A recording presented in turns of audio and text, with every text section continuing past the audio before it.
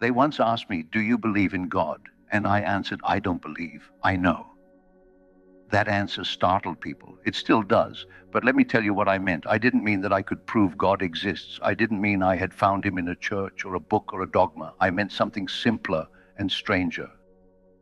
There are moments in life when you are not alone, even if no one else is there. When something speaks to you in dreams, not in words, but in images. Something older than language, wiser than you, stronger than your ego. I've seen it in the eyes of my patients. I've felt it in my bones.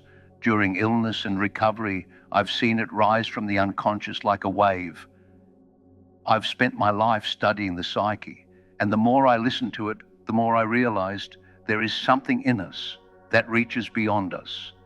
You may call it God or the self or the ground of being. I don't care for names. What I care about is whether you've ever felt it. So let me ask you this. Have you ever felt something greater than yourself? Let me know in the comments, because this video is not about religion. It's not about proving or disproving anything. It's about the experience of the sacred, the mysterious, the divine, as it lives and breathes inside the human soul. And if you've ever wondered why you long for something more, why you ache for meaning, why you dream of symbols you don't understand, then stay with me. Let's talk about God, but not out there, in here, where it all begins. You were born into a world full of names for God, Father, Creator, Lord, but long before any name, you carried something deeper, a feeling, a presence, a quiet knowing.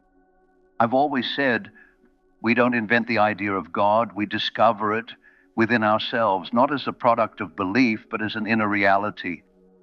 I called it the archetype of the God image, not a specific figure like the Christian God, but a pattern, universal and ancient, that lives in every human psyche. Even those who say they don't believe still wrestle with this image. They still ask the big questions. Why am I here? What's the point of all this? Who am I really? And these questions aren't logical. They're spiritual cries rising from the depths of the unconscious. You see, the human soul is not satisfied with facts alone. It longs for meaning. It longs for connection to something greater. It longs to feel part of a larger story. And that longing itself, that ache for something beyond what you can see, is where the God image begins. In moments of beauty, in moments of terror, in moments of stillness. You may sense it in a dream, or while standing alone in nature, or holding the hand of someone you love.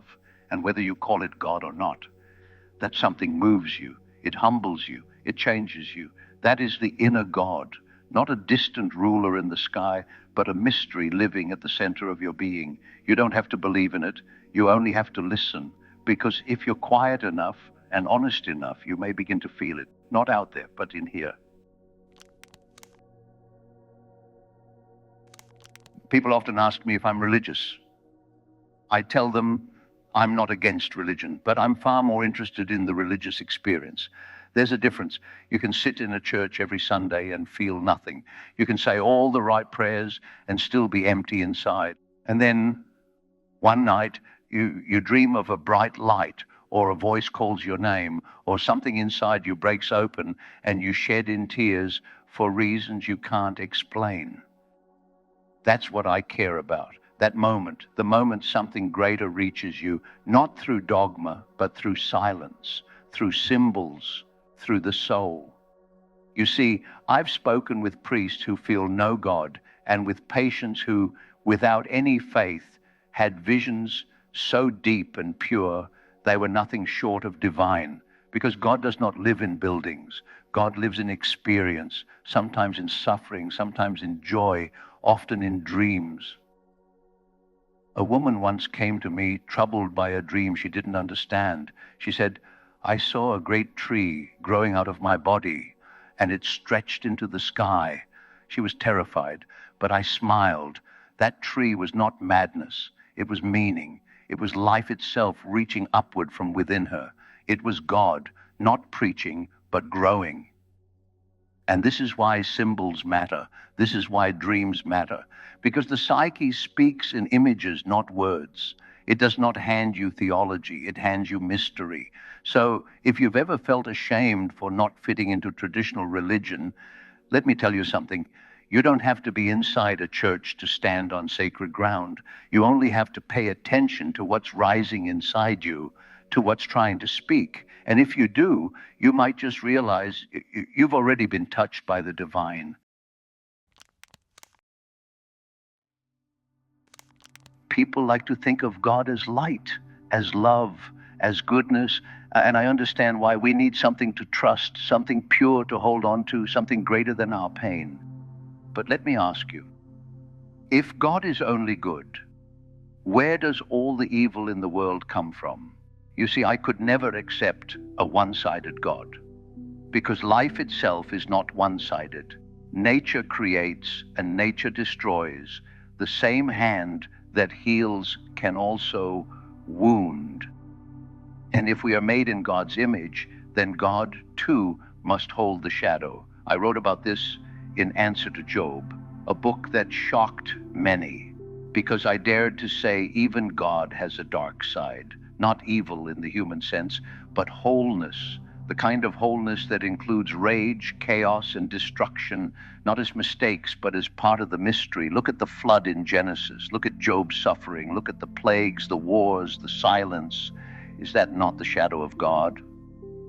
And if we deny it, if we pretend that God is only light, then we project the darkness elsewhere, onto the devil, onto other people, onto whole nations. That's how wars begin.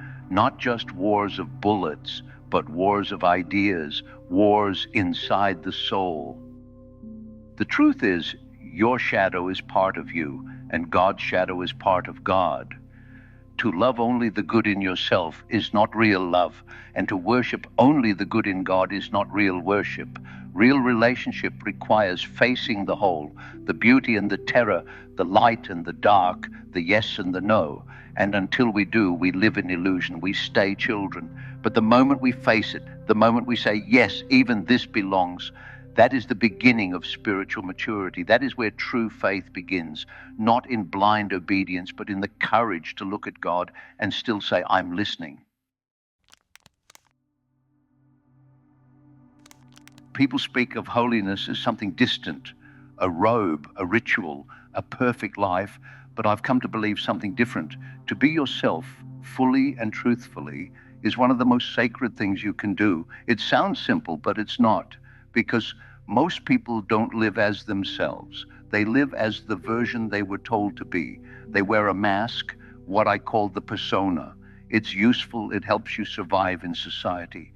But if you wear it too long, you begin to forget who you are underneath. You lose the voice of the self. That deeper presence inside you, that doesn't care about fitting in, but longs to become whole. And that to me is the spiritual task of a lifetime.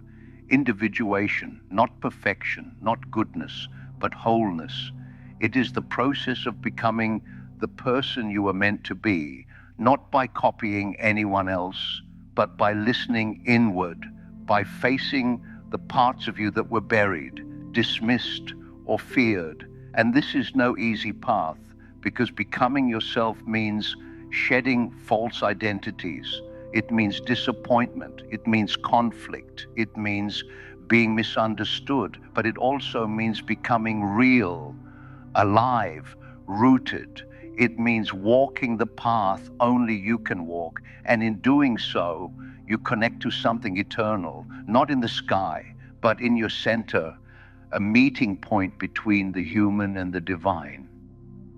Some people will tell you that focusing on yourself is selfish, but this kind of work, this quiet struggle to live your inner truth, isn't selfish at all. It's sacred, because the more whole you become, the more honestly you can show up for others. It's not indulgent, it's sacred. And if the world makes you feel guilty for choosing your path, for listening to your soul, remember this: to be yourself is a holy act, and the world needs more people brave enough to live that kind of truth. We live in an age of great knowledge. We've sent machines to other planets. We've split the atom. We've mapped the human genome. But in all this brilliance, we've lost something. We've become experts in facts, but strangers to meaning. Modern life tells us if you can't measure it, it doesn't exist. If you can't explain it, it isn't real. But tell me, have you ever measured a dream? Can you dissect the ache in your chest when you realize you're not living the life you were meant to live? No machine can calculate that. No formula can tell you who you are. Science is powerful, and I have great respect for it. But science can tell us how things work. It cannot tell us why we're here. It cannot tell you what your suffering means. It cannot tell you why your heart longs for something more. It cannot tell you why you feel empty, even when everything on paper looks fine. That emptiness, that quiet ache, is not a medical problem, it is a spiritual one. And many modern people, stripped of myth, stripped of ritual, stripped of a living relationship to the divine, feel that emptiness like a wound they cannot name. They try to fill it with noise, with work, with progress, with distraction, but it does not go away, because you are not just a brain, you are not just biology, you are not just a machine made of flesh. You are psyche, you are soul, and without connection to something greater, something eternal, mysterious, alive, the most advanced civilization will still feel painfully hollow. So I say again, I am not against science, but science alone cannot feed the soul. Only meaning can do that, only mystery, only the quiet return to the center of yourself, where the question still burns, what is all this for? After all my years of study, of dreams, of symbols, of souls in crisis, there is one truth I've come to trust more than any theory. There is something in you that you didn't put there. You didn't invent your longings. You didn't design your dreams. You didn't choose the symbols that rise up in the night and speak to you in strange, forgotten languages. There's something else, something older, something watching, something waiting. I've never claimed to know exactly what it is. I've called it the self, the God image, the deep unconscious. But whatever name you use, it is not yours, and yet it lives in you. That is the paradox.